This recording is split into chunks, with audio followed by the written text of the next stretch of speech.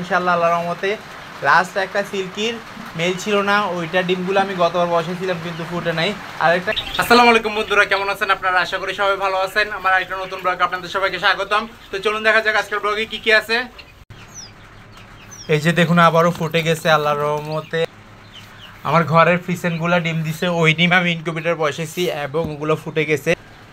তো এখানে আল্লাহর মধ্যে 5 পিস বাচ্চা আছে, 5 পিস বাচ্চা ফুটছে। আর ডিমগুলো হচ্ছে যে টার্কির ডিম এবং তিতিরের ডিম আছে এখানে। আর হচ্ছে যে টাইগার মুরগির ডিম দুইটা আছে। আর ফ্রিসেন্টের আরও কিছু ডিম আছে, এগুলোর ডেট হচ্ছে যে আরও পরে। এগুলো এখানে কোথা থেকে আসছে, কোন ইনকিউবেটর থেকে, সেটা জানাচ্ছি আপনাদেরকে। তো আজকে ইনকিউবেটরের মধ্যে আবার ডিম বসাই দিব, এই ইনকিউবেটর বসাই দিব। কারণ হচ্ছে যে এখানে কিছু ডিম আছে, অল্প ডিম। এইখানে যদি আমি অল্প ডিমের জন্য ইনকিউবেটরটা রেখে দিই তাহলে সমস্যা হয়ে যাবে, তো ডিমগুলো বসাই দিই। ফ্রিজের মধ্যেও আল্লাহর মধ্যে কিছু ডিম জমছে, ওগুলো অল্প ডিম, সেই জন্য। তো দেখুন কর্নারে ছড়াই ছিটে আছে ফ্রিসেন্ট মুরগিগুলো, ফ্রিসেন্টের বাচ্চাগুলা। তো চট্টগ্রাম শহরের মধ্যে যদি কারো লাগে ফ্রিসেন্টের বাচ্চা, তো এখানে কিসের ডিম দিচ্ছি আল্লাহর রহমতে, আর কি কি মুরগির ডিম বসাচ্ছি, আর ডিমগুলো কোথা থেকে আসছে, কোথায় সংগ্রহ করছি সেটা বলবো। আর এখানে কি কি আছে সেটা দেখাই। এখানে আছে যে টার্কির ডিম বেশি, এগুলার গায়ে চিহ্ন দিয়ে দিতে হবে, নয়তোবা নতুন করে যে ডিমগুলো দিব ওগুলা বসবে না, সেই জন্য। তো আল্লাহর রহমতে বৃষ্টির দিনে ফুটে গেছে। তো আরও কিছু ফ্রিসেন্টের বাচ্চা আছে, ওগুলো বড় হচ্ছে, বড় হওয়ার পর সেল দিয়ে দিব। এই যে দেখুন ডিমগুলা এখানে আছে যে আল্লাহর রহমতে ফ্রিসেন্টের ডিম। আর ফার্মি মুরগির ডিম, গোল্ডেন স্যাপারেটের ডিম, গোল্ডেন স্যাপারেটের বাচ্চা গতবার আল্লাহর রহমতে 10 পিস ফুটছে। আর এরপরে টাইগার মুরগির বাচ্চা একটা ফুটছে। আল্লাহর রহমতে ফার্মি মুরগি বাচ্চা তো ফুটছে, আপনাদেরকে বলছি 24 পিসের মতো। আর এখানে দেখুন কতটা সুন্দরভাবে বের হয়ে গেছে ফ্রিসেন্টের বাচ্চাগুলা। এগুলা হচ্ছে যে ফ্রিসেন্টের ডিমের ভাঙা অংশ। ফ্রিসেন্ট যখন বের হয়ে দৌড়াদৌড়ি করতেছিল তখন আল্লাহর রহমতে এগুলো বের করে আমি একটা বাটির মধ্যে নিয়ে রাখছি।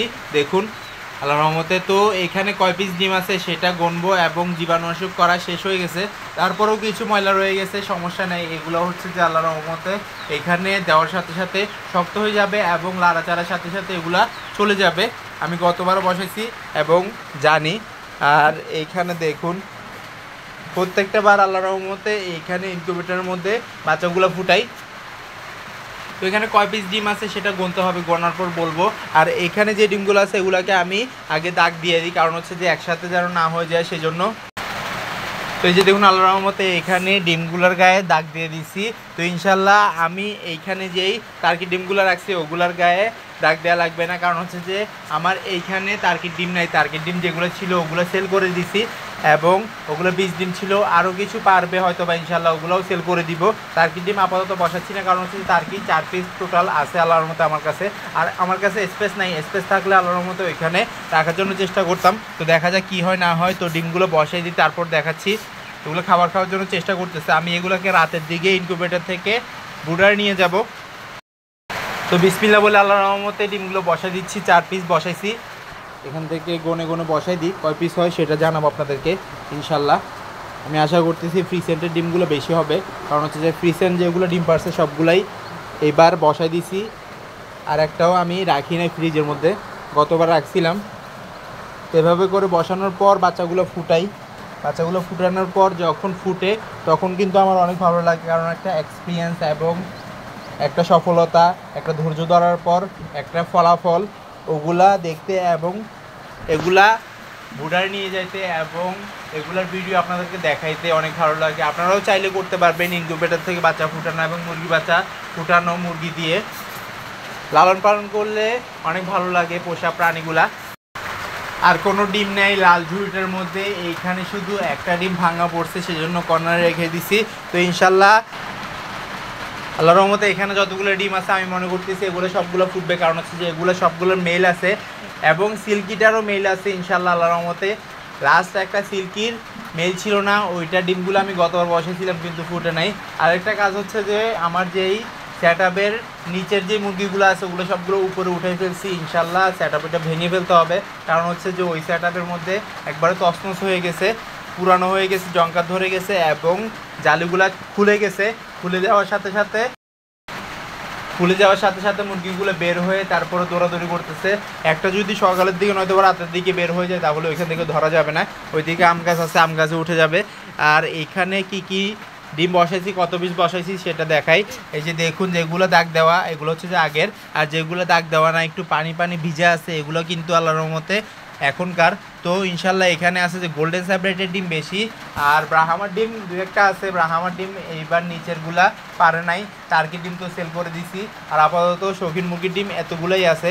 ফ্রিসেন্টের ডিমগুলো বেশি হচ্ছে, কারণ হচ্ছে ফ্রিসেন্ট আল্লাহর রহমতে রেগুলার ডিম দিচ্ছে আপনাদের দোয়া ইনশাল্লাহ। তো এই যে দেখুন, এখানে আছে 2 পিস আর এখানে আছে 5 পিস। তো এগুলা কোথা থেকে আমি আনছি সেটা বলি।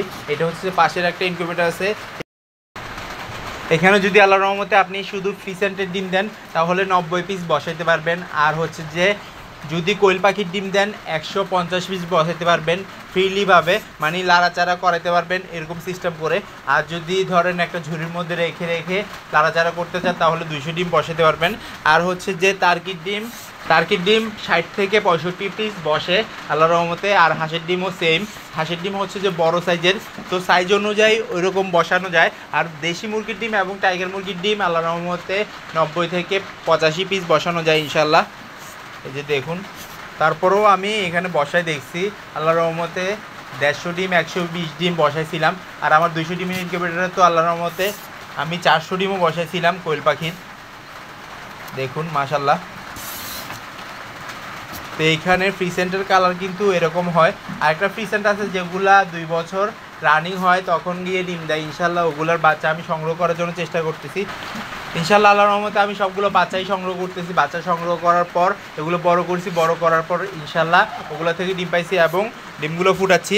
তো ইনকিউবেটর যখন তৈরি করি আমি এবং যখন আমি নতুন করে আনছিলাম তখন একটু ভয় লাগছিল যে ফুটবে কি ফুটবে না। ইনশাল্লাহ আল্লাহর রহমতে এখন ফুটতেছে এবং বাচ্চাগুলো আমি বড় করতে পারতেছি। এই যে দেখুন মাশাল্লাহ। তো ইনকিউবেটরের ঢাকনাটা লাগাই দিয়ে এবং সবগুলো যেন ফুটে, সবাই দোয়া করবেন। এই যে দেখুন আল্লাহর রহমতে আরও কয়েকটা ফুটে গেছে, কয়েকটা বলতে 3 পিস আমি মাত্র উঠাই এখানে রাখছি। দেখুন, দেখলেই বুঝতে পারবেন যে এইটা মাত্র রাখছি, কারণ হচ্ছে যে এগুলো একটু ভিজা ভিজা। আর আল্লাহর রহমতে আগে যেগুলো ছিল ওগুলো একটু শুকনা টাইপের। তো এভাবে করেই আল্লাহর রহমতে যখন ফুটে তখন আরেকটা ইনকিউবেটরের মধ্যে আমি দিয়ে ফেলি, কারণ এখানে সুবিধা হয় যে বাচ্চাগুলো ফুরফুরে হয়ে গেল এবং আপনি সাথে সাথে বোর্ডিংয়ে নিয়ে গেলেন। আর অন্যান্য সময় যদি বেশি তাপমাত্রা বেড়ে যায় তাহলে বাচ্চাগুলো মারা যাওয়ার সম্ভাবনা বেশি থাকে, সেই জন্য আমি এই কাজটা করি। তো এই কাজটা করলে খুবই ভালো লাগে আমার। আর দেখুন কতটা সুন্দর করে সুচালো ঠোঁট নিয়ে দাঁড়ায় আছে ফ্রিসেন্টের বাচ্চাগুলা আল্লাহর রহমতে এখানে আছে মাশাল্লাহ।